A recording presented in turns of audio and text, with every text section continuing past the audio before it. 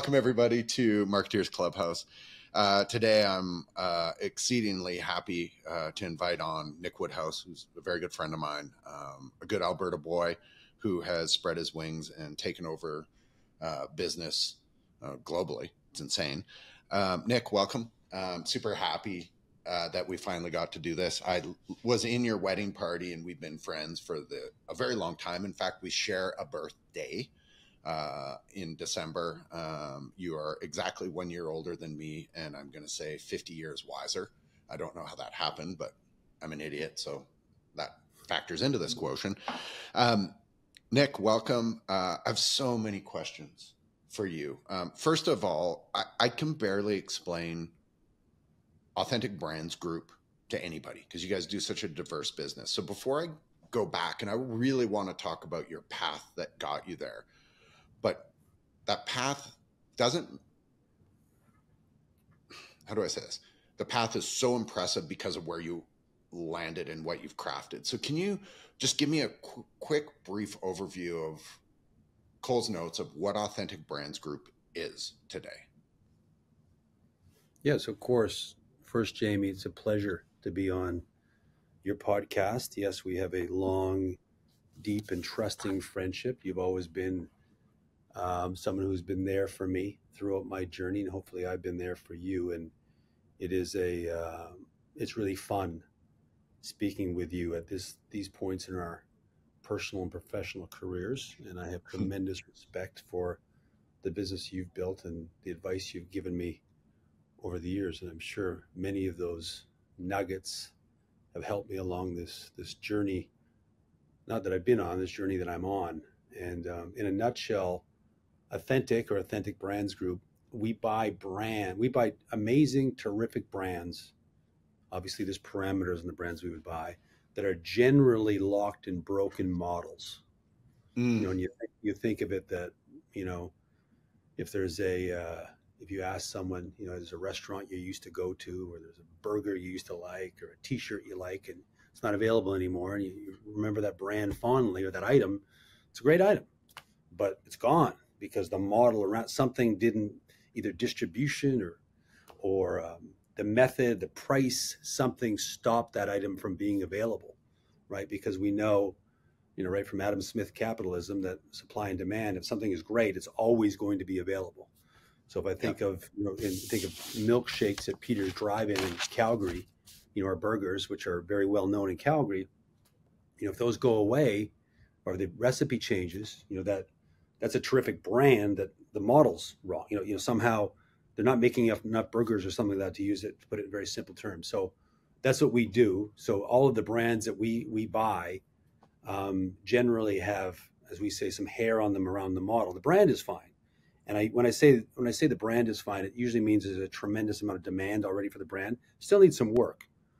And when we buy those brands and we buy the company, we, in a very, very simplistic terms, we split them into two things. One called IPCO, which stands for IP Co, or the intellectual property, and one the OPCO, the operating business. And again, to take that down a notch, that would be, the IPCO would be, you know, in the IP sits the name. So you take Reebok, there's the Reebok name over here. On the OPCO is where all the other stuff happens. The design, the sourcing of product, the selling of the product in, that's the operations. We split those and we license out the IP to partners who have OPCOs, who have operating companies. And many of your listeners probably know this already, but you take items like hosiery or socks, as it's more commonly known, or headwear that you're wearing. You know, many famous brands have multiple licensees that manufacture those. So the actual brand itself doesn't manufacture them. They approve everything and they make sure it's correct, but someone else makes the goods. And it's as simple as, you know, I think everyone knows that the New York Yankees are not making their hats. They are licensing that logo out to various people, you know, New Era or whoever it may be, to make those hats. So that's what we do. We license out all the categories of that brand to partners, and they're best in class partners. So the reason why it works, two things we have to do to make sure it works. One is you have to have a best-in-class licensee, and that's why licensing works, is because if someone is just great at making socks, they're great at making socks. It's all they do. So you might have a sock licensee has a license for 20 brands. they've got to make sure that their Ralph Lauren sock and their Tommy Hilfiger sock and their Nautica sock are different. And they maintain the DNA of what those brands may be. It could be a different type of recycled yarn. It could be a different logo, obviously, or something like that. That's number one. And the number two thing is it's our job, and principally my job at ABG, to ensure that the continuity of the brand is continued. So, you license Reebok. Can you change the vector color? No, you cannot. Here's the vector. Can you change the tagline? No, you cannot. Right. And also making sure that the product speaks to what that brand is, as an example. So, as you said, there's many more. Our business, Jamie, I like to describe it as simply complex, which those two words are a paradox, but that's what we are. We're simply complex. And hopefully that is a good explanation. But we're the second largest in the world now in the licensing business behind Disney. And we own approximately 50 brands. And I only say that not to give anyone a pat in the back, but more along the lines of part of our success is our scale and the fact that we have so many brands that we're able to create economies of scale across many categories. So hopefully that's a brief explanation. So you've referenced consumer products a bunch through this, but sure. Part of what makes this confusing to me, and I would assume to a lot of people that look at this from the outside, are your relationships that you have with either celebrities that have passed on, Marilyn Monroe and the like, and or current day celebrities, Shaquille O'Neal, David Beckham, which I'd like to talk about down the path here. How does that's a really divergent thing. Like the business probably is similar inside, but from the outward looking thing, it's a bit of a sure. different beast. Yeah. Would you like me to unpack that a bit? A little bit. Yeah. Sure. You're right. It seems different, but it's actually quite similar. So just think of, when you get to the level of a Marilyn Monroe or Shaquille O'Neal, David Beckham, you've got, let's talk about Shaquille. You got Shaquille the person, you got Shaquille O'Neal the name, right? Which is powerful if it stands on its own, right? The entity. So think of that name just like Reebok that I just said, right? That's IP. Okay? And yes, of course, the crucial part to that IP is Shaquille himself, right? Shaquille is he's a unicorn, in what he is. Not only is he one of the greatest big men of all time, he's obviously one of the world's greatest pitchmen. He's fun. He's a very unique individual, obviously. So he is part of that activation, much like a marketing activation would be for that name. So I say same theory. We separate the IP and so we don't represent Shaquille or David. We own their brand with them. So Shaquille has separated his IP. We own 51% of that business. He owns 49%. With David, it's 55-45, and same thing. So if you see, David Beckham Eyewear, which is a very, very successful business for us, DB Eyewear, same idea. We're collecting royalties from that. We're approving the eyewear. David's very involved with the design. Obviously, it goes without saying the man is a fashion icon, so he weighs in heavily on what he likes and doesn't like. And generally, the good thing is what he likes sets trends, so it works. Sure. Yep. And same thing, we have a company called Safilo, which you would know very well because you know the eyewear business very well, would be our partner in manufacturing those goods. So similar yet different, and unlike an agent that would represent them and would take a percentage of that, we own the brand with them. What does that do? It allows them to know that we're fully vested in their business. We own it. We paid a lot of money for the upfront of that business. And I'm not saying this about all agents, but generally the agency business, it's a low-hanging fruit business. You got a deal, get a commission, and you move on. We like to sign long-term deals. They're very strategic to the partner that makes sense. And, I'm sure we'll get into this later, but we turn down more Shaquille O'Neal and David Beckham partnerships than we accept because they are who they are and everyone would like, kind of a piece of them. But if they don't fit with, if David doesn't like the product, he can't organically use it in his life. As an example, same as Shaquille, if he doesn't believe in it. So the only spot in my head where I don't quite get it, and you'll be able to clear this up really quickly. So agent brings something to one of your celebrities. Your celebrity goes, yeah, I want to do it. do you, your percentage when your celebrity Beckham or Shaq or someone says, yeah, I want to do this, Nick, you guys then split that deal, that part, like you are involved in that component. So company X, like Jamie's hat company, goes to Shaq and goes, Shaq, we want you to represent our hats. Here's a number. Here's, $100. And Shaq goes, I love your hats. I'll take that $100. Do you get $51 and Shaq gets 50 out of that deal? Like, how does that Well, I'll break that down. You're close, but in that case, there is no agent. We are it. We are the brand. So that hat brand, or let's use a real world example. Let's use Carnival Cruise Lines, because right now, Shaq is the chief fun officer of Carnival Cruise Lines, right? Which makes sense when you think about it, right? He wears a 100%. captain's hat, and he's perfect. So that came to be through a mutual, we were looking for a partner like that. And they were looking for someone like Shaq. So we came together, and we say we are people. So there's no outside agent. Shaquille is us and we are Shaquille, right? Okay. So there's nothing outside. So anything you see with Shaquille or David Beckham, and I will just qualify that with the exception of the Inter Miami Football Club, that was separate. That's separate for David. But David and Shaquille would have their, just like you and I have our own stock portfolio. They have their own business and they own houses, and like all of us, people do, and they own cars. That's their personal assets. Anything to do with their IP is via Authentic. So Carnival Cruise Line, we'd get together. We'd negotiate. Okay, the endorsement price is X. For X, you get this. We would obviously run it by Shaquille because we want Shaquille to bless it. And know Shaquille's going to be, I'm making it up, Jamie, it's going to be 30 Instagram posts and it's going to be 10 production days. And they want to make sure we're going to make shirts that say chief fun officer, and we're going to sell those. And we'd also get a royalty on those. So the meetings are me and many others just FaceTiming David or Shaquille, or they'll come in the office here in Miami, and they are everything you read or think or see about them, whether it's the documentaries or whatnot, is true to the power of 10. They're very involved, incredibly bright, have a very strong opinion about their brand, obviously, because they go to bed at night as David Beckham and Shaquille O'Neal, and they have to wake up in the morning as them. And they're very involved in the selection of what we do. And like I've said before, this, without them being 100% on board, organically, none of it works. If someone wants them to endorse a food product and he tastes it, I don't like the taste of this, it doesn't work. Right. So hopefully that you get a little bit more clarity.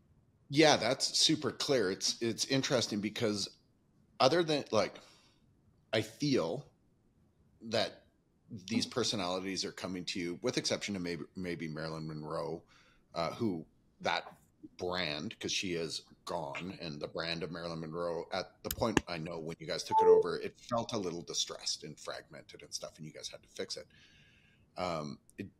Shaq didn't feel distressed. It felt like you were like, this is a slightly different model because this isn't a distressed company. This is a very viable, instant, very good thing.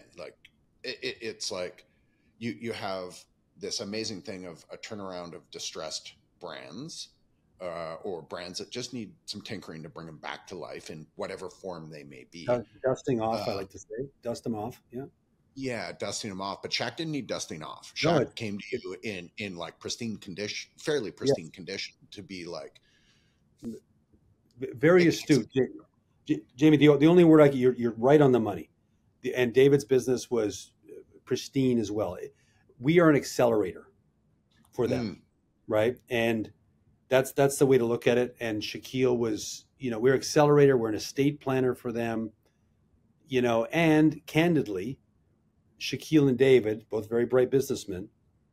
If I know because you run a business, every businessman, woman should think about liquidity at the end or during, right? How do you get liquidity? You could have a great cash flow business, but at some point, Shaquille O'Neal is not going to want to be on TV 30 hours a week. He's going to be like the rest of us.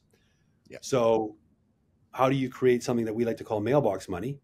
So he can make money while he sleeps. For him, his generational income is they took a portion of their upfront money in authentic stock. And we have a great track record of transactions of authentic, either recapitalizations or bringing in new equity partners, where the partners receive money for their shares. Mhm. So that was another, really, as an individual, Shaquille O'Neal he can't really monetize his asset, from a liquidity standpoint. He's terrific cash flow. And don't get me wrong, amazing cash flow, and he has lots of assets that he could rely on. But, long-term liquidity, to kind of strike while the iron is hot. Very similar to, I'm sure you're familiar, it was 25 or 30 years ago when David Bowie did the first deal where he put his music into a bond and he sold the rights to music. Today, you and I listen to David Bowie. He's not with us anymore, but his estate is collecting those funds because he structured it properly. So it's also a structure for them as well. And they have both done very, very well with this authentic stock, which is, by the way, we're not public. It's private stock, but we do we private equity transactions to do that. So that is another reason they would do that. And platform and professionalism. You think David and Shaquille had a great office before, and they're great people, but now you're inside this machine of authentic, of a $30 billion business that they're owners of, and it's a new platform for them to get new partnerships and to expand their already amazing and huge platform. Yeah, it's interesting because it's the liquidity of their own persona that I wasn't thinking of, and that makes perfect sense, is to be able to be like, okay, I'm moving forward in my own liquidity by doing this, and I can then sort of double down because I got chips in the game. So as the game grows, my chips are growing. So it's a brilliant move. And to be honest, I just didn't understand that concept enough, and it makes perfect sense. I want to get into Beckham after, because you and David Beckham and Jamie and the whole team has made me literally fall in love with Beckham through the exposure he got with the documentary on. He's like so attractive as a human to me that I'm just like, I was watching it and I was captivated. I blew through it in a day. Like I was just like, Harper, who we both sat there and I was just like, I can't not watch this. Like I know the end of this and I'm cheering for him. I'm like, this is such a great story. It's a love story. It's all these different amazing things that I'd never had exposure to. So, but I want to talk about that through the lens purely of marketing. Like past my fandom, there was a marketing thing that happened there that was like so extremely well crafted that I can't not ask you about that in a few minutes. But transform your trade marketing with Regulator, where trade marketing precision meets sales tool performance. Regulator ensures every marketing dollar is spent wisely, keeps your team aligned with defined user governance. Whether you're managing local campaigns or global initiatives, Regulator keeps your marketing efforts streamlined and effective in the real world. Give us 15 minutes to show you how we will save you time and money.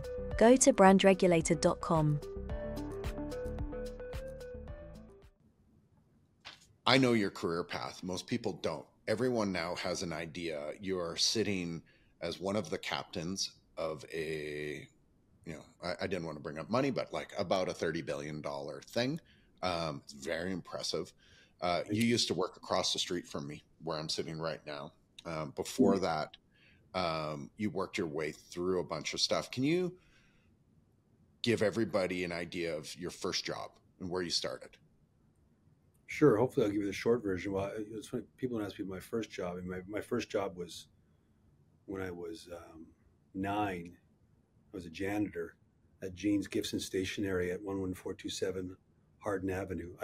First time I've ever said that. I hope I got that right. Someone should fact check that. I just came to me. Where my mother worked, it was a printing press, and I would sweep up, and I was horrible at it. I remember I was lazy. And then I started delivering newspapers.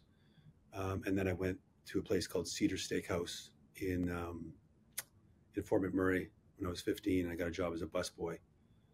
And then I was playing basketball. Well, actually, I wasn't playing basketball. I was trying to be a walk-on. And I should, just for everyone's clarity, and I'm sure people around the world listen to this, I was living in a town called Fort McMurray.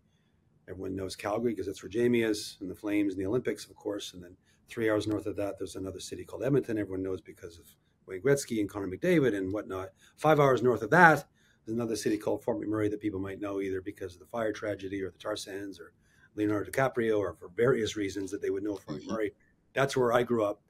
And there was one high school at the time, Fort McMurray Composite, and I was trying to be a walk-on to the basketball team. And I finished practice. I wasn't on the team. And I went up the escalator in the mall. It was called the Peter Pond Mall. And there's a store, it's called Frazani's Locker Room. And I walked in. And it was a store that at the time it sold sneakers and sold t-shirts and jackets. And that was very strange at the time. Now those stores are it's normal, right? And I walked in and I met the manager. His name was Tom Walchuk. And there was a red Converse gym bag. And everyone who's a sports fan knows exactly what I'm talking about. There's a red and blue Converse gym bags at the Converse logo. Jamie probably had 6 of them because he's a basketball superstar. And I couldn't afford it. And Tom Walchuk says to me, he says, well, if you worked here, he looks like a cool kid, you get a discount. So I phoned my mom. And my mom said to me, yeah, you can work there. So I started working there, the 5 to 9 shift at Frazani's Locker Room. I made my first sale that night to a guy, his name was Bill Nielsen Sr. And I sold him a Brooks Chariot with a kinetic wedge and an Adidas Mexico short. And I didn't know anything. These are very technical running shoes. And I didn't know anything about technical running shoes. And I remember just before I went out with these shoes and Tom was coaching me, I read this hang tag. And the hang tag was about this kinetic wedge, which had 2 durometers of compression molded EVA on the metatarsal. And, that stuck in my mind. So I came out and I told this whole story and I had Bill walking and looking, he said, wow, you really know your shoes and you know about pronation and supination. And, I'd read this 30 seconds prior and I sold him the shoes. Turns out they were great shoes and whatnot. And that thus began my love of product and of understanding that when you romance something or tell a story about something, if the other person, you can convince the other person about it, they want to be, this thread that I've put out there, this smoke, he's grabbed the wisps of smoke and our smoke is together, and we're simpatico in this product, right? And some would laugh at me romancing a pair of shoes, but it's anything you do in life, right? It's my aura, my story. And Jamie, I apologize for this being a long story about this is great. My beginning. And again, thus began my love affair of stuff. And that particular company, Frazani's Locker Room, those in Canada would know what it was. It became many, many things. I stayed there at that company for 25 years. And I had the beautiful and wonderful privilege of working with, it sounds crazy, with working with Phil Knight and Tinker Hatfield and Kevin Plank, these luminaries, right? Because I was with John Frazani and Basil Bark, the founders of the company. And Frazani's, was a big deal at the time. And, I learned whatever craft I have. And, maybe I think my superpower is, hopefully there's a hubris in this, is that I see around corners. I learned to see around corners by learning from the best in the world that do that. To me, that's Nike. That's Adidas. That's, the sporting goods storytellers, Oakley, whoever it may be, are generally the goosebump inducing, stuff that we all look at and we get excited about. So I've learned that and fell in love with that. And that's where I learned to do it. So I never went to college. And I ended up staying there for 25 years and learned a lot of things. And then I kind of moved here. So that's the long story of kind of how my first couple of jobs, Jamie. You glossed over a bunch of stuff in there that I love. First,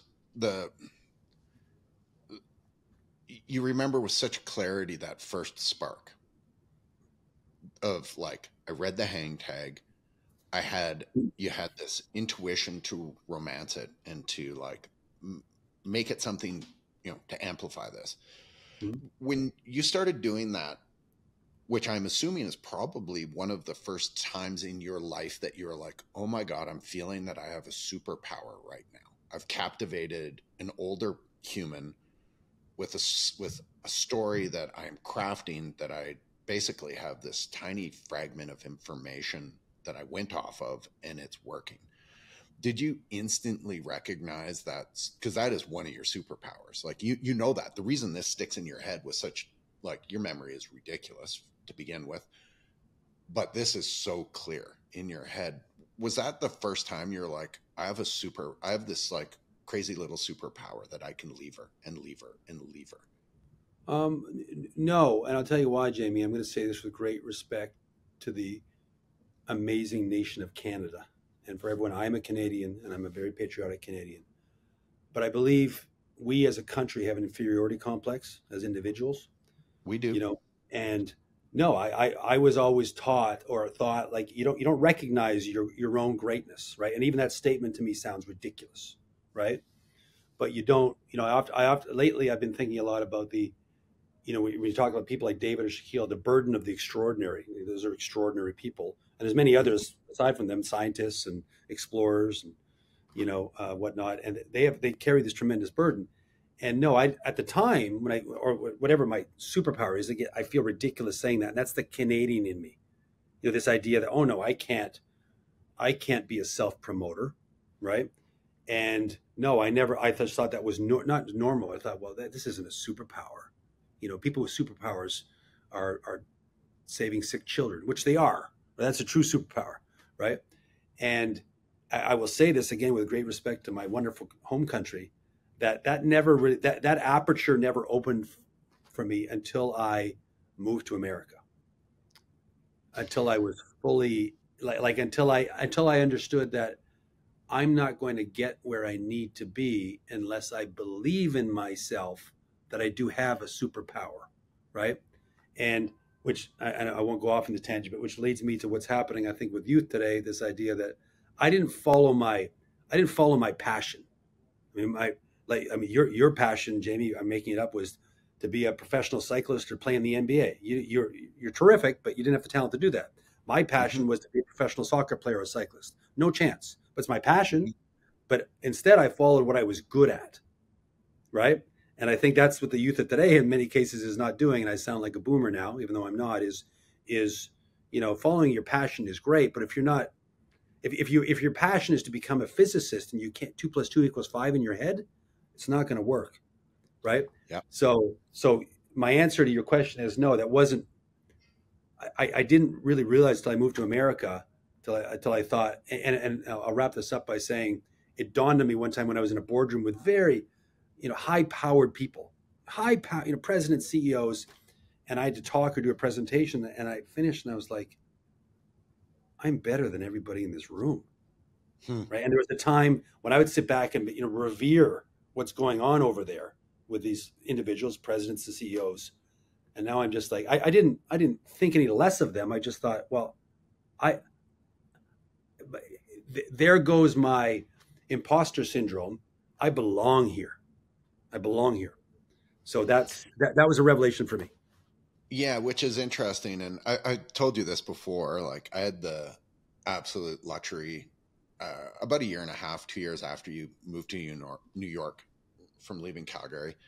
And I stayed with you and your lovely wife in your place. And we were just walking to your office and you walked different. And I was like, and I joked, I'm like, oh my God, it's big city Nick. And there was a difference. There was a cadence difference. There was this, like, everything was slightly different and it was amazing to see, but there was like this, like an elevation of you going to a next thing, where in Calgary, we moved a little slower. Everything was a little bit more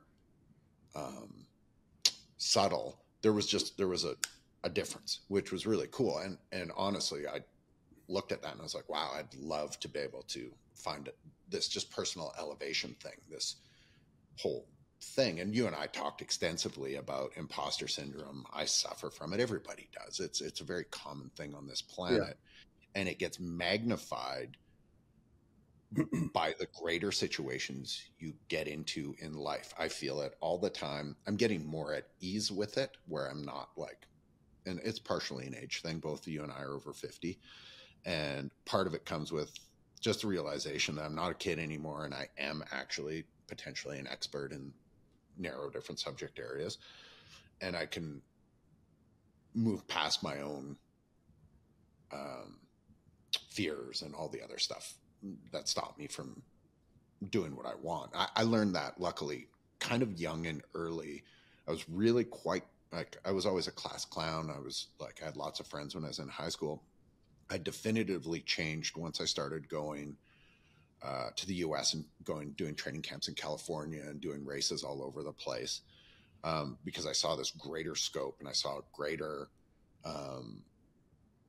larger egos. I saw what success could actually bring. And when I brought that back home, I was a different person. I remember running into some people that I was really good friends with in high school, and they saw me and they're like, "You're like a completely different person. Like you're way more."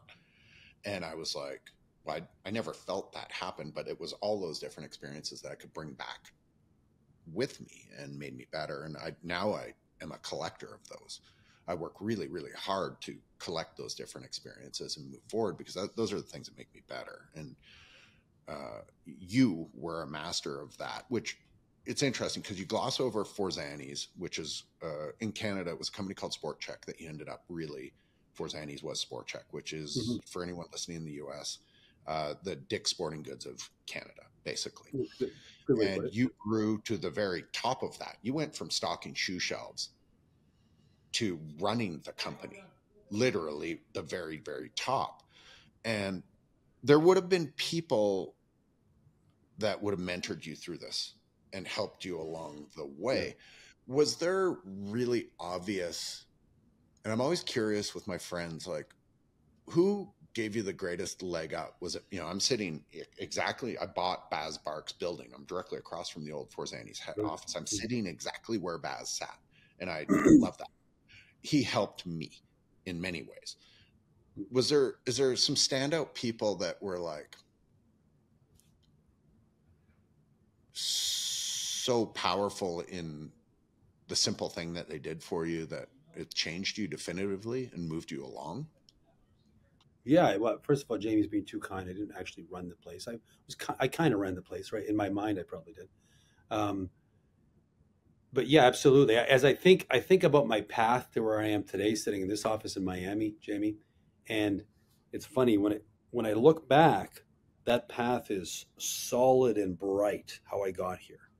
But I remember if I was coming the other way, I was getting to zeniths or decision making, which was, there was 10 ways to go and it was so complicated and so difficult, right? And I went left instead of right, or I went right instead of left, the decision I make along the way. So the path to get here was like this. But now looking back, I see it's like this, right? Those decisions were inconsequential. They're monumental, but they're inconsequential now, right? And there were individuals that helped me with those decisions along the way. And a lot of them don't know it. I mean, either it was one thing that stuck in my head or it was a leg up. And, it's a short list for me. It's a fellow that helped me when I was trying to bike race. His name was Rudy Heisted. It was John Forzani, obviously. It was Baz Bark. And just a quick story about Baz. I mean, there was 10 times when I would have fired me. I should have been fired. I really should. I was irreverent. I wasn't as loyal as I could have been. And thank goodness he didn't, because that obviously would have changed my life.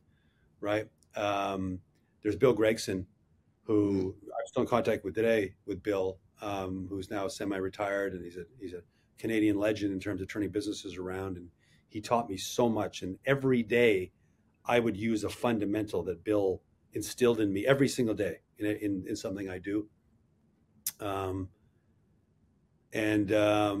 there were others kind of along the way, but those would be the big ones that really kind of, from a day-to-day Forzani business. I mean, there's others in my outside world, as I call them, but those are the ones in the Forzani business that really, stuck with me in terms of, and probably the last one I would say is, and he's still a great friend of mine, is Eric Watt, who was a peer of mine, incredibly bright guy, incredibly bright mind, as cynical as they come.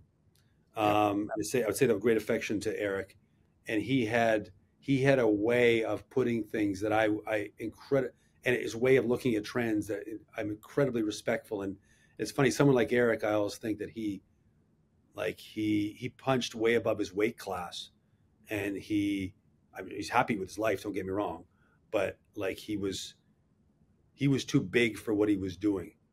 And I don't mean that from an ego perspective. I mean from his brain was, he should have been on a bigger stage. His wit was shockingly fast and cold. Yeah, shocking. yeah. Like Yeah. there was no getting one up on Waddy. Like there was Yeah. like 0.0 chance of that. But yeah, And, brilliant guy. yeah, brilliant, incredibly opinionated, and he still to this day knows. He sends me DMs all the time about this shoe or that, and he's always right on the money, right on the money. With the help that you've had along the way, do you take the time, and I know the answer to this because you've done it for me, but sending the elevator back down to try give crucial advice to friends or family or people in your own organization or people that you bump into along the way that you're like, wow, this is a really smart person. I see them on a divergent path from where they should be. I'm gonna have a quick conversation with them. I know you've done that for me, and that is just purely on just a beautiful friendship, peer level. How do you find time to be able to do that? And do you Well, relish in the fact that you can do that? you've done it for me many times as well as a friend, and I do, Jamie. But I tell you, I've been blessed with two wonderful children, and at 9 and 7 now they're sponges.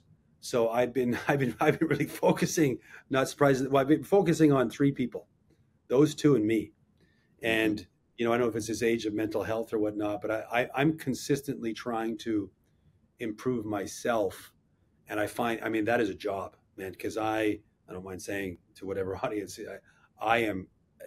I'm complex. I'm not patting myself on my back that I'm complex. There's a lot of stuff going on up here, like there is with anyone who's I mean, I write this thing down in my journal where I write, there's no such thing as a simple life. Whether you have $1 or $1 billion, we're complex. The human condition is crazy, right? And so I realize that if I'm taking care of myself, I'm going to be much better for the people around me because I have an obligation you mentioned my beautiful wife, to Jocelyn, to Blake, and to Sloan, to impart whatever I can upon them to make them better, whatever that means, right? So I absolutely, other young kids come in here, and I'm going to sound very Canadian here, but yeah, I mean, a kid comes in here yesterday, he's like, oh, Mr. Woodhouse, I follow you on Instagram, and I mean, what you've done is amazing. And, in my mind, I'm just like, you're crazy, right? And again, that's the self-deprecating Canadian to me, right? So and I shouldn't say Canadian, it's just the individual, right? But then I immediately change, and I'm like, okay, this gentleman is very respectful of what I've done, and I'm going to try and help him as much as I can. So I do that. I enjoy doing it, but I certainly am. I'm really focusing on that next generation of Woodhouse, because I'll end this with this portion with I have an amazing brother, amazing sister, and my parents emigrated from the UK to Canada, and I saw this one thing where there would be one person in the family who is the one who changed things generationally, right? And here's where I'm going to sound very American. I'm the one. I'm the one that has my kids who are dual citizens. I've changed their lives different than what their lives would have been. Their lives would have been great in Canada, doing what I did.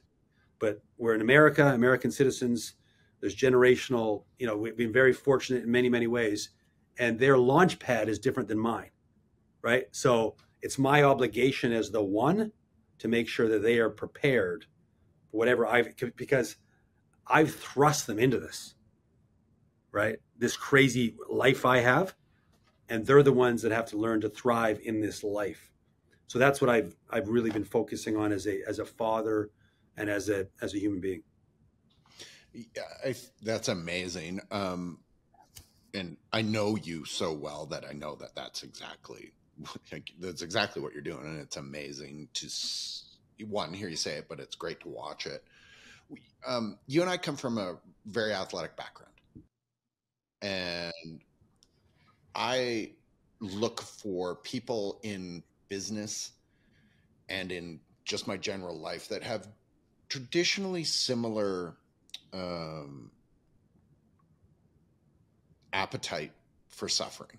And we're very, as cyclists, and I've talked about this before, we have this like very bizarre appetite to be out in the woods by ourselves or on the road by ourselves, facing a disgusting headwind, or, to me, which is the worst, I can handle a hill or a mountain because I can physically see it. But we pick a path of low reward. Yeah, low reward, high suffering. And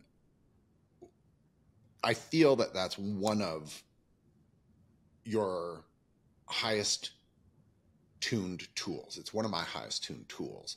In your skill set of day-to-day stuff, because you are the CMO and president of this company, as a marketing, CMO, you're a marketing guy, and I know your sales skills are highly tuned. Along with this ability to sit and face the cold wind and scream into it and be very comfortable with this, what are the other tools that you would recommend a younger person to develop that leads them to a point that they can handle the extreme loads that come with life? Regulator simplifies the management of fixtures and displays for businesses. Regulator provides a seamless solution to allocate, order, ship, track, and manage lifecycle processes from installation to disposal. It's the all-in-one tool that ensures your brand moves smoothly in the market without any bottlenecks.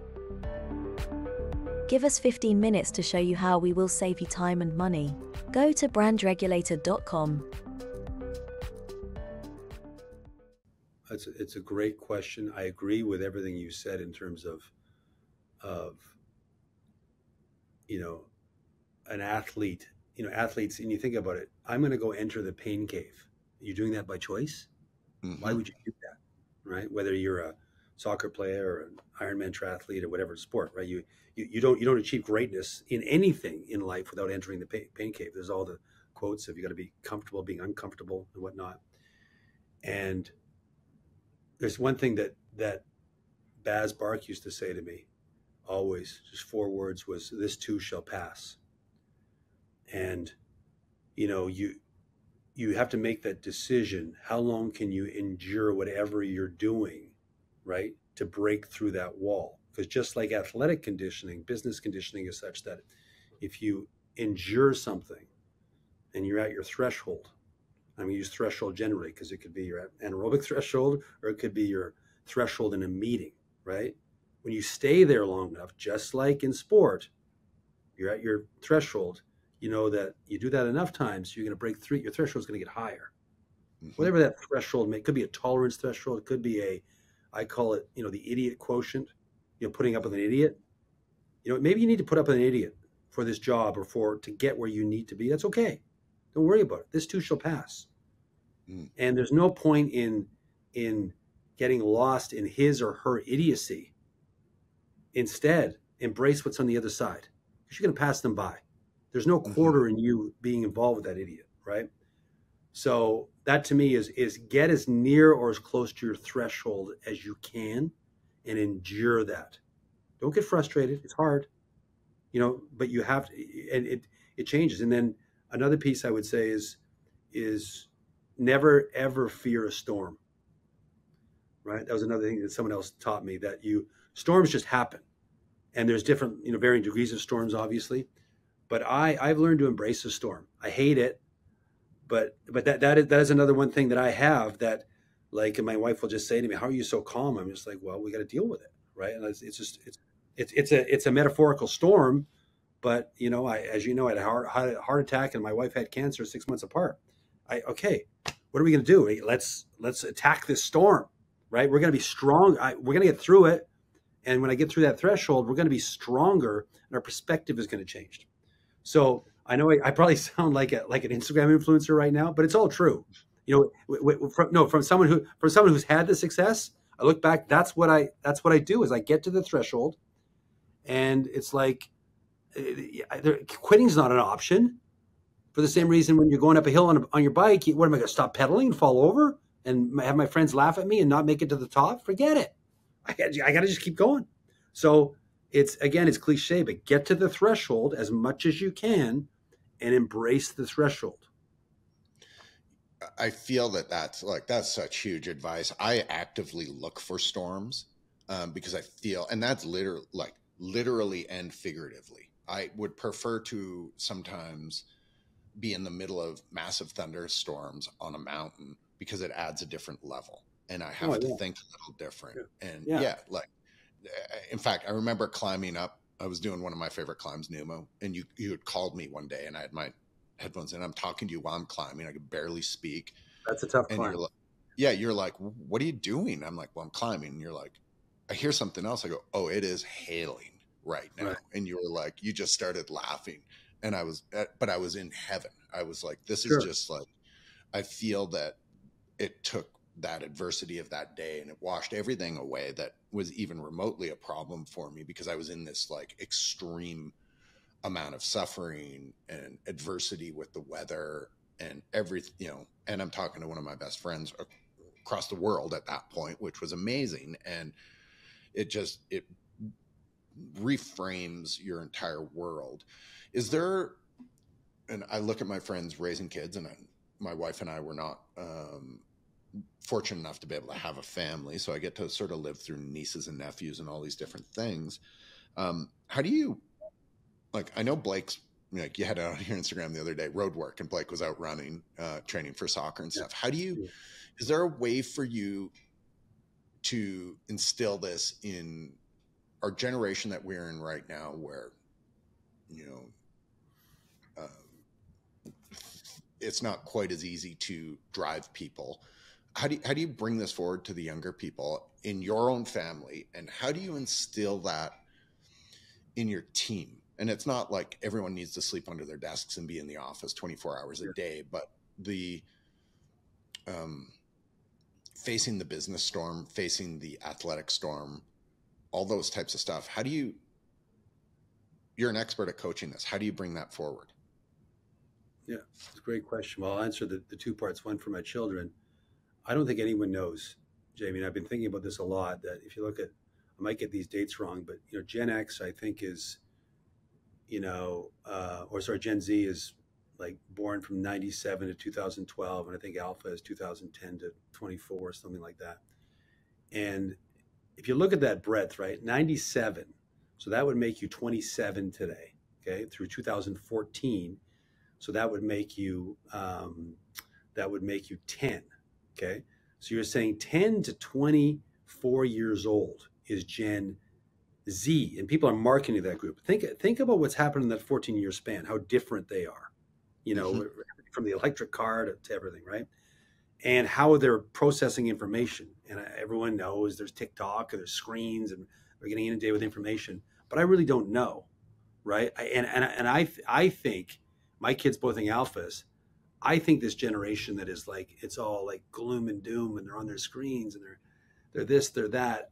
I think this generation is going to be the best ever. I really do. I would agree that generation is. I actually agree with Alpha, that. alpha. Yeah. It's 100%.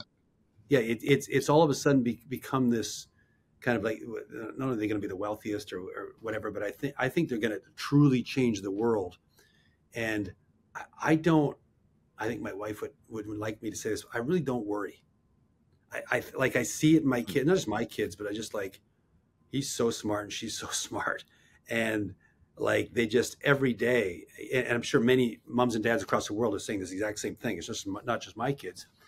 Their ability to process information, they're like computers. And it's because so much is thrown at them.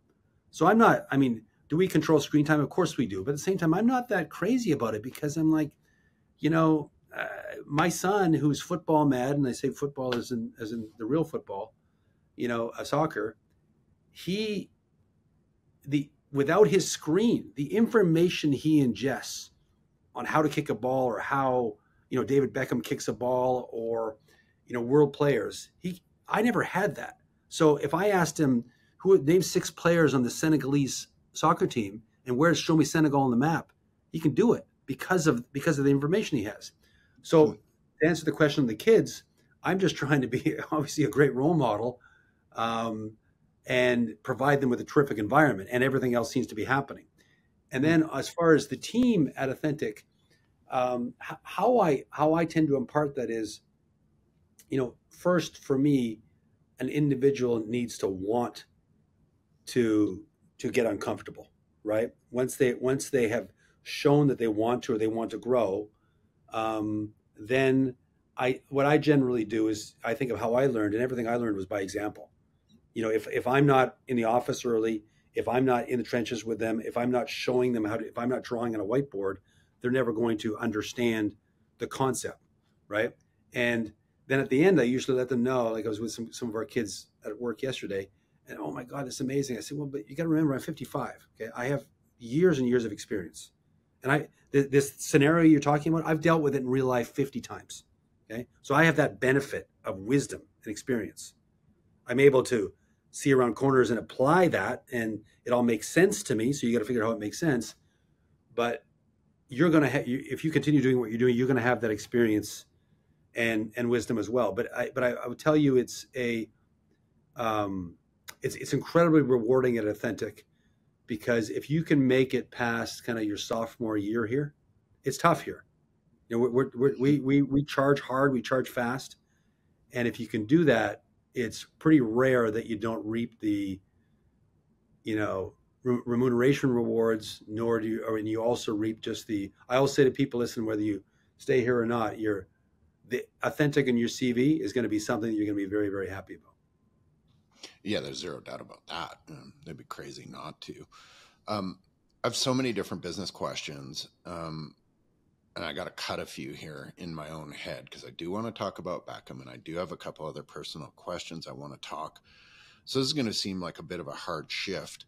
When you're, and this is just something I'm so interested in, when you're dealing with brands and you've onboarded a new brand and you're seeing things progress, when is the period, what's the inflection point when you have to make the decision whether you've made a bad decision, you've got a dud of some variety, which I would assume with as many brands as you've activated with, that's happened.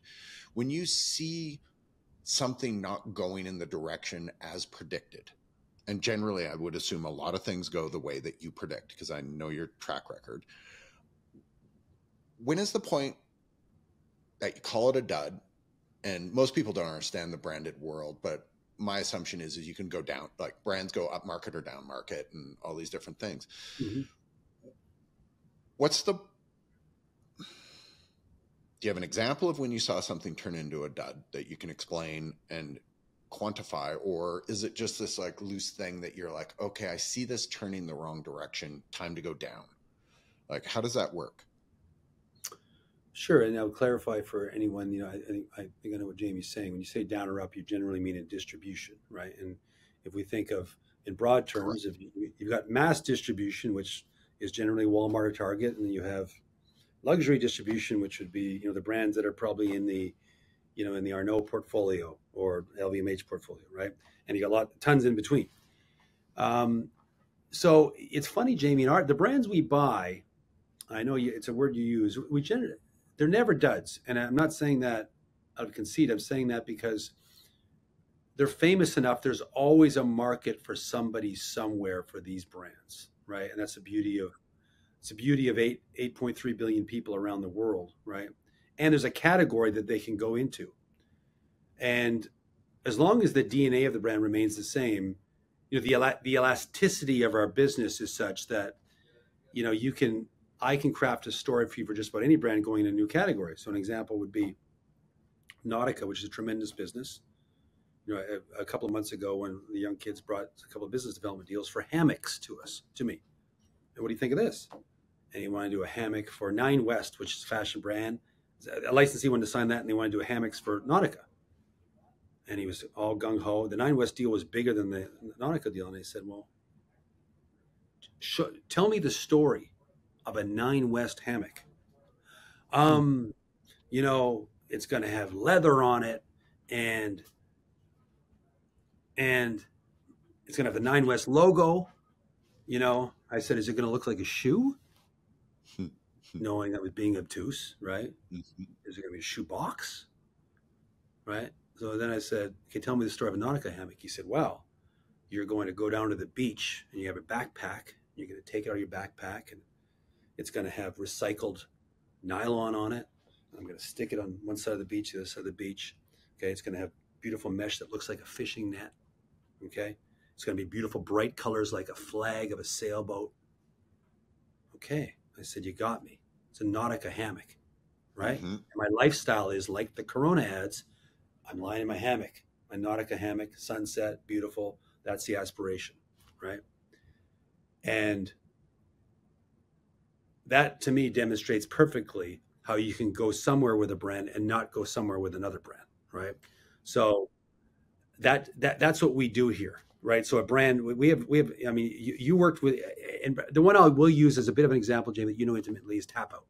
Okay, so you worked with me a bit on Tapo, which was really the largest MMA brand of all time, the exception of obviously the UFC brand, and you know the UFC as a business and Ultimate Fighting is phenomenal MMA business, but what they're really good at is filling arenas and pay-per-view, which is their core business. They're phenomenal at it, right? The best. Dana White, Conor McGregor, I could go on and on. Like, what a story, right? Rock stars. But they can't sell t-shirts. Okay? They could. Like, George St. Pierre could sell 200,000 t-shirts at one point, but they can't sell product. And you know that's hard with something like Tapo, because Tapo was a brand that was predicated on selling product relative to MMA. So we still have a pretty robust Tapo business around the world. So you know, in Latin America and some places in Northern Africa, you know, in Asia, we have a Tapo business, right? It's still fine, and we paid for the brand many times over. But Tapo would be one that it started the company, so love it, and it's more than paid for itself.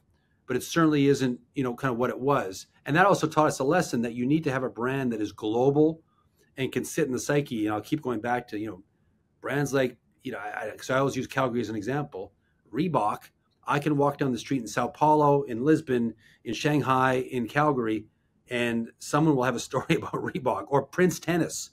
Someone will, I have that Prince racket in my garage from 25 years ago. And you know, because you have an unbelievably sharp brand mind. Okay, immediately you're like, bingo. So why a brand that you work with and that I still love, a brand like Oakley, is, I mean, to me, Oakley is one of the super brands of all time, because we remember Oakley, we remember the crazy glasses, you remember the Olympics, you remember the Trinidad and Tobago Sprinter, I could go on, you remember visiting the vault, and you remember Lance Armstrong, Greg LeMond, right? Steve Bauer, I could go on.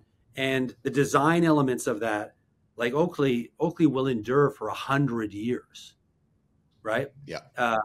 So, you know, getting back to, so that's why I want to make sure that we only buy brands like that have that that are super brands, because if you don't, you're going to have a problem, as is evidenced by a lot of the digitally native brands that during this last kind of a little bit of a high interest rate situation, I mean, they were valued at billions of dollars, but now they don't even exist anymore because there's no heartbeat, right? If you don't have a heartbeat, Oakley has a tremendous heartbeat. You know, I just ordered, I think, you know, I'm cycling again now, and there's all these new glass companies, right? And I see, wow, those are great. And I ordered some the other day. You know, I probably have 30 pairs of Oakleys, right? And I felt like I cheated on Oakley, right? I mean, I can't wait to wear these glasses. I love them, these new ones. But I'm like, when I wear my Oakleys and I see another cyclist, I want him to know I've been wearing these for 40 years. Okay, I'm an OG, right? You got to understand. When the Factory Pilot came out, I begged. I went to Velo City in Edmonton. I begged to get a pair of those Factory Pilots, man, right, with the foam on them. And you know, I'm getting passionate now, but that is what we do here with brand. We want to make sure those are the type of brands that we have, the ones that are, you know, that mean it's like Coca-Cola, right? You're passionate about it. Heartbeat. Yeah, it's amazing. It's unbelievable. Regulator's Market Check feature not only manages all your marketplace photos through a clear, easy-to-use interface, but also integrates dynamic in-field surveys. This allows you to capture real-time market insights directly from the field, enhancing your strategic decisions and ensuring your marketing efforts are both effective and responsive to real-world conditions. Give us 15 minutes to show you how we will save you time and money. Go to brandregulator.com.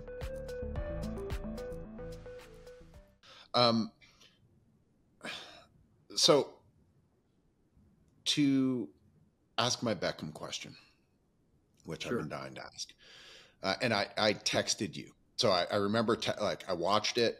And I was like, I was actually completely unaware that Beckham was associated with ABG at that point. Like I just had missed that somehow in all the news.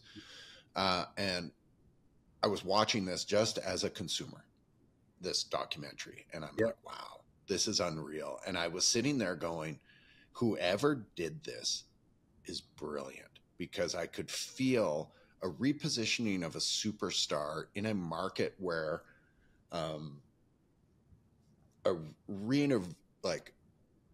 invigorating him launches product after product after product success story. And I was completely blind to the fact that this was you guys. And as you know, in the streaming services, you watch it and the next one continues and you don't see the credits, right? So I'm watching this and like, we were just like watching the last 5 seconds disappear, the credits and stuff, and just going into the next one. So I literally did not know this was an ABG thing.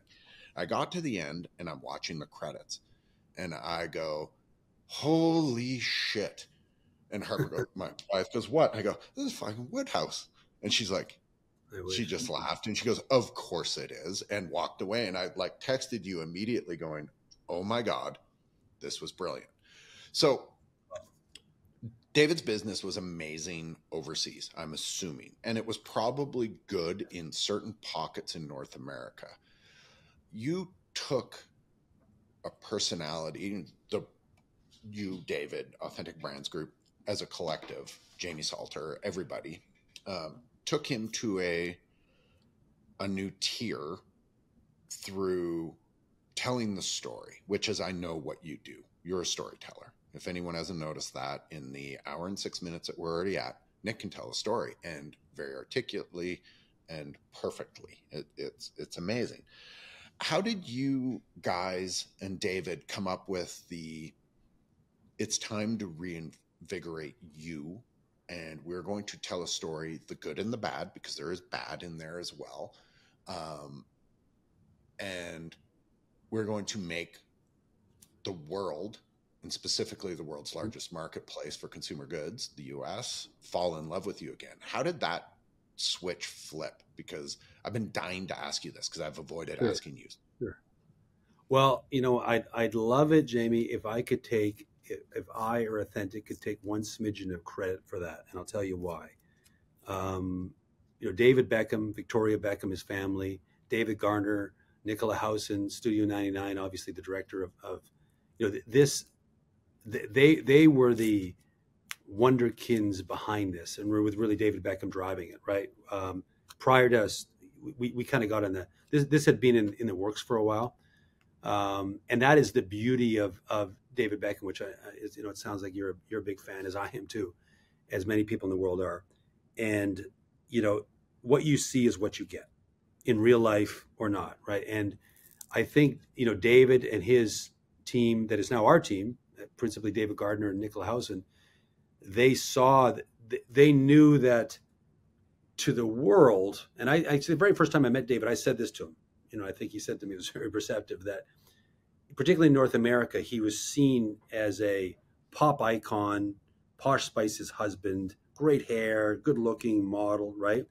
Didn't understand that this man was runner up to the Ballon d'Or twice. He was one of the world's greatest right, one of the greatest right foots of all time, the greatest footballers of all time, right? And America loves a sports hero, and that was part of the story behind this Netflix documentary is for everyone to have that aha moment about David as a sportsman and a human being, and not just a beautiful man on a magazine cover, right? And it obviously worked, and I tell you why it worked, because it's true, right? And that was the difference, these moments in his life. And yes, it seems calculating, but everything from the Inter Miami purchase to bringing Leo to the movie, to the documentary, to Victoria's fashion empire that she's building, it all is culminating in North America. You're right, where he's never been bigger. And I just want to, for all your listeners and for you to tell you that it's all true. It is. Myself and my family have had the pleasure, obviously, of David's our business partner, right? So we talk business and we hang out as one hangs out with David. He's not surprisingly got a close knit group of core friends that, as anyone would, and he's one of the I don't know who keeps these statistics. I'm sure he's one of the most recognized people in the world. Has to be. Yep. Has to be him and particularly him and Victoria together. And there's never been, if it's helping Blake out with his football, Yep. like you would a buddy, right? Or if it's like, hey, David, one of Jocelyn's friends just got diagnosed with cancer. Would you do a video? Oh, right, of course, mate, no problem. What's your name? Right? And 10 seconds later it comes. He's not doing that for me for money, or he's doing that because he would do it for you, and he's, and then the other thing is what is extraordinary about him and Shaquille is, and I've coined this, hopefully it wasn't something that someone else told me, but the burden of the extraordinary. And I was running yesterday because I rewatched the documentary, and I've always been a soccer fan. And the very first time I met David, I told him this story, which I'm sure he's heard from a million fans before. I'm going to get the dates wrong. I think it was October 2001. I was at the Ship and Anchor, which is a pub in Calgary, for those that don't know, that Jamie knows very well. Where I met my wife. Yeah. Okay, amazing. And I was, as you know, they show, football games there in the mornings on the weekend. I went with my father to watch the World Cup qualifying game in England against Greece, right? And everyone saw it on the documentary that he, it was a free kick and it was in extra time. And I thought to myself, I don't know how many hundreds of millions of people were watching that, the whole country, after what happened, after him getting sent off and whatnot. And he had to, with all these conditions, he had to put the ball in a 12-inch square spot on a net. I could go on, and he did it.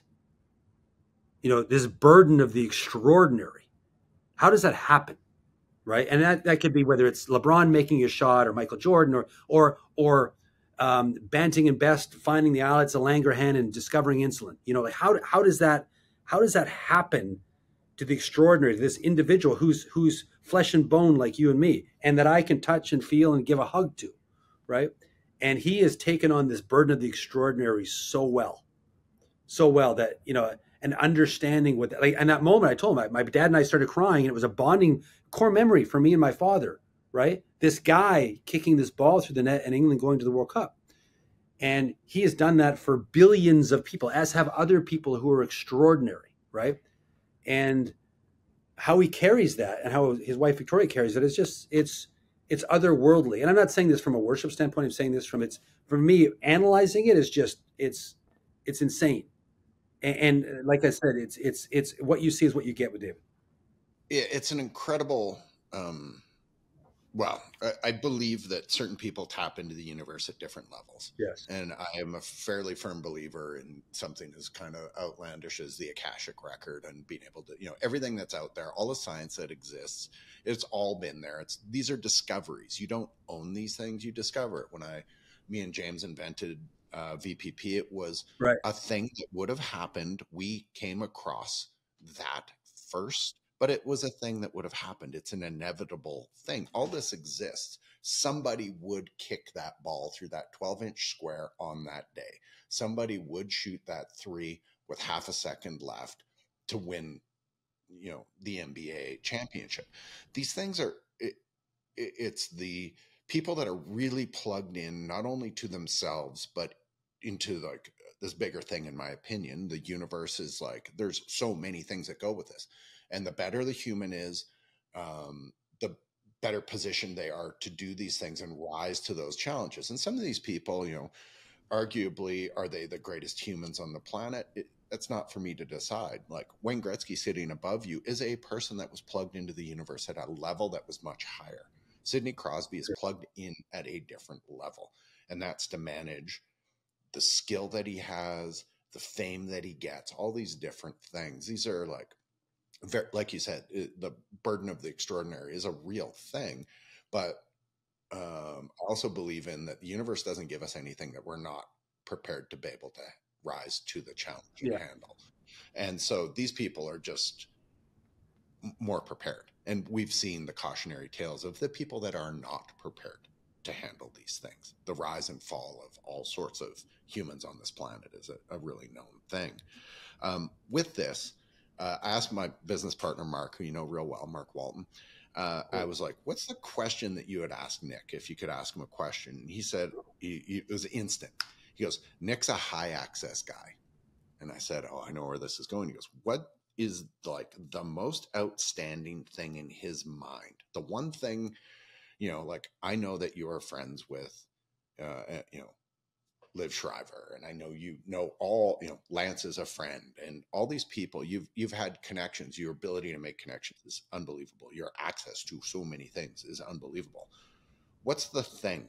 The one thing that, and we're going to remove the obvious, the birth of your children and marrying Joss and meeting me as a lifelong friend. Let's take those off the table as things that you can't claim. What's the one Entourage level TV show thing where you were like, I went to this, or I got to do this, or I got to meet this person, and my mind was blown, and it was like the impactful thing? Can it be a tie? Of course. Okay. So there's two. One, it just crystallized immediately in my head. I was probably 25 or 26 years old, had a beautiful, lustrous head of hair, by the way. And I was at a trade show. That was when they used to do trade shows. It was at the Atlanta Super Show. And that was when Nike and Adidas spent tens of millions of dollars in these big booths, and there's big shows and everything, right? And we were a pretty big customer with Nike. And I was there as a junior buyer for Frazani's locker room. And we're about to go into the Nike auditorium. And I go to get a coffee or something. And I look over, there's some couches. And sitting on the couch is Phil Knight. On his own, right? He's obviously giving a speech or whatnot. It was me, it was Phil Knight. And it was one of these moments where, you know, shy guy, you know, I was like, well, this is a once in a lifetime chance. So I went over and I sat the couch off, pretending like I, you know, was just casually sitting there. And then he looked up, he said, hello. I said, hello. Right.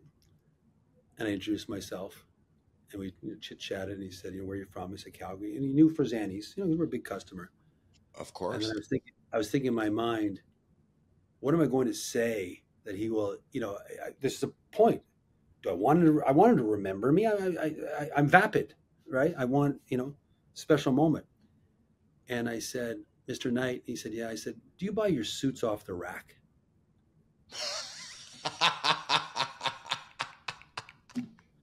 Right? And it just came to me because I'm thinking to myself, what's a question that is all at once confusing, yet interesting, yet it's a question I'd like to know. He's worth billions of dollars, you know, and he owns this big clothing company. Right? Do you buy your suits off the rack? Because I always like to zig when others are zagging. You can ask him, what's it like? What was it like when you melted the waffle, the rubber in the waffle iron, right? Or which I would also like to know. But I mean, that's a normal question, right? And I've done this with all of my, you know, celebrity friends, right? Mm-hmm. And he kind of cocked his head and said, no, custom made, Japan. And then at that moment, other people came around. And it was like right. And then I have the book, the Nike book. And this was probably 15 years later. I'd seen him before. I talked to him a little bit. I wasn't down at Nike at Beaverton, but one of the Nike guys was in Canada. He says, Nick, I got a book signed for you from Phil Knight.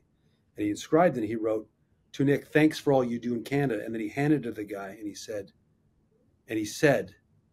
tell Nick, I still don't buy my suits off the rack. Nah, that's so great. I love that. I love it. So that was one. Should I give you another one? Oh, yeah. Everyone will love these, please. This one, I think I should. Yeah, I should probably tell. I was on a Zoom. With a company called Rock Nation, which is owned by Jay Brown, Desiree Perez, Jay-Z, Beyonce, obviously. And I was with Desiree, a very powerful president, you know, talking about a deal we were doing, right? And I said something along the lines of, you know, maybe we don't need to worry about the money on this one because everyone involved in this transaction has done well. And, you know, maybe we're not as hungry as we used to be or whatnot. So we should just get the good deal conceptually, don't worry about the money. And then out of the corner of the Zoom, this head pops in and says, and goes like this, Nick, I'm still hungry. And it was Jay-Z. And I didn't know he was on the call, right? And I had a big Jay-Z fan, but I didn't listen to a ton of his music. I mean, obviously what he does, and he's a businessman. And on his album 444, and I'm fortunate to have a bit of a memory, and I remembered some of his lines. And I remember this one. I love this one line where he says, because I've actually talked to you about this as a brand. I said, there's a line where he says, "There's no such thing as an ugly billionaire. I'm cute." Mm-hmm. And when he said, "I'm still hungry," I thought to myself, "What? Same thing. Well, this is my moment." And I said, "Well, Jay, you know what they say? There's no such thing as an ugly billionaire, right?" And he did his Jay-Z laugh, right? And it was just, again, one of those things that I was fortunate enough that everything combined. To your point, everything combined for me in the universe at that point. And I was just like, it just came out, right? And I know, and I've since seen, I call him Jay, like he wouldn't know me, although, there's a tremendous Reebok Sean Carter shoe that maybe one day we'll do something with. But I know they're memorable, right? And that's what, this guy from Fort McMurray, again, self-deprecating, I've always been able to do is I figure, how do I make myself memorable while not being an asshole? Because time is precious, but people are human condition, right? Is how do you do that? So those are probably, and by the way, those two just kind of came to me. I'm sure there might be some others, but those are the ones that kind of stick with me. But I reminisce about the Phil Knight story, because not only did this man change the world, but also it was such a part of my world, right? Yeah, those are great. I love it. And I'm sure this tells a story beyond what that is. It's, we have so many people around us that are trying to come up still. And we're fortunate. I've been reasonably successful. You've been very, very successful, that people listen to when we tell stories and how to move their careers and lives forward. And I'm more concerned with their lives, to be honest. I don't care at all about people's career trajectories unless there's something obviously I can help them with. People need to go and do what they need to do. And I'm always willing to help, but like, I'm more interested in how this person becomes a better person. And I've talked to you about this a bunch, like since I turned 50, you are the person, by the way, that I called, and I'm going to thank you in front of as many people that watch us that do.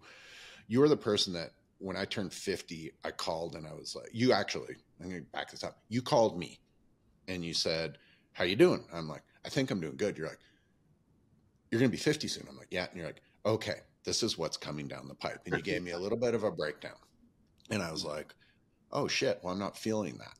But 4 months later, I called you and I said, "Dude, I'm bent." And I was struggling with my own mortality, with who I was and all these different things. You recommended a few books and I read some books, and you were like, "Dude," I think you actually said, "In time, this shall pass." And you threw that at me then. And I was like, I really hope so, because I'm feeling actually rudderless and I'm rarely rudderless. I usually have a fairly good trajectory on what I want to do. And, you helped me a lot through that period, but through that period, I also decided, because you brought something up to me, and it was a very sage statement about ego and our own position and who we are. And I decided to start tearing apart my own ego. Look at who I was, because as an athlete, I was ruthless. And there's many, many things I regret when I was a performance athlete, because I was a great athlete, but I was a terrible human, and in certain circumstances, and just specifically during action. And I look back at who I was, and I'm like, wow, I don't like that. And I want to tear apart my ego and keep the good stuff that drives me forward, but remove the stuff that is detrimental to being a good human. And so the last 50 years of my life, and I plan to live solidly into my hundreds, and with medical science, fingers crossed, I'm going to get there. I started tearing apart and trying to strip back some of the bad stuff. I don't need to be an expert in everything. It's very easy just, in fact, to just admit that you're not, and educate yourself, and so forth and so on. And so most people don't understand that it wasn't your ego that drove you when you had your chance to meet the owner of Nike, the founder of Nike. It was something other. It was curiosity. It was, like you said, you're vapid. You wanted him to remember you, but you also put yourself in the position to be rejected at a very high level. The joke with Jay-Z could have landed so flat and made you look so ridiculous if it wasn't done right. Of course, you're highly tuned and your skills are good for that, and these things work. But I feel that most younger people,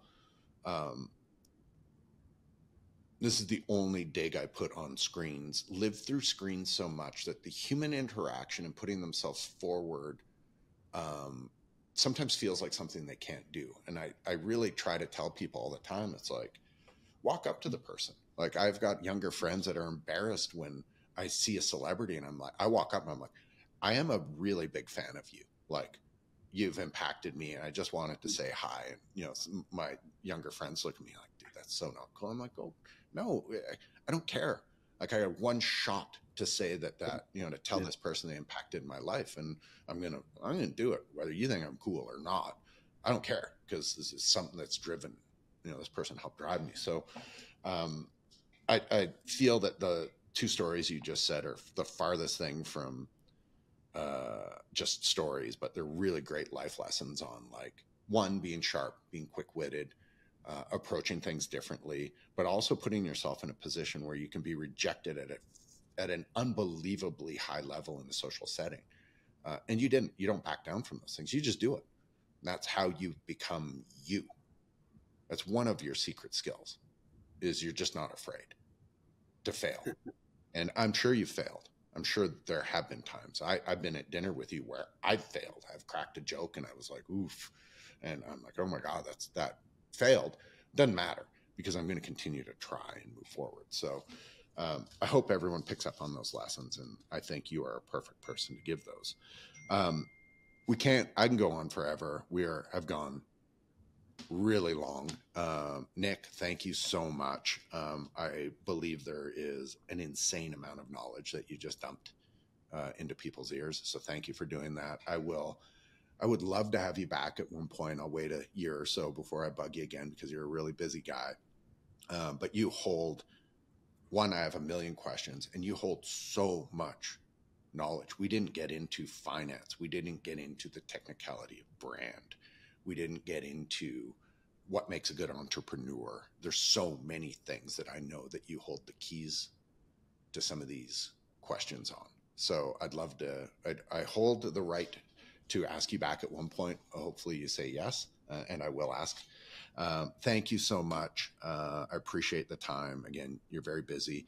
All my best to your lovely family. All my best to Jamie and his family. I haven't seen those guys for a long time. Thank you very much. I really appreciate it.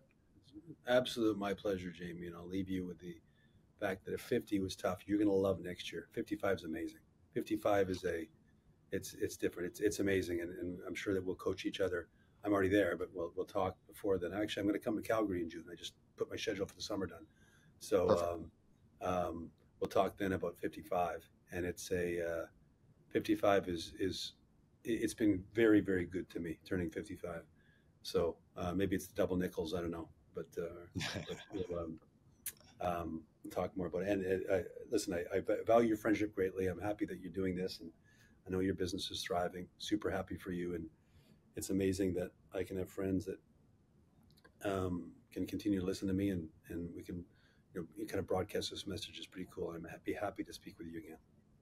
I love it. Thanks, buddy. Everyone else, thanks for joining Marketeers Clubhouse. We will see you very soon. Thanks a lot. Thanks, Nick.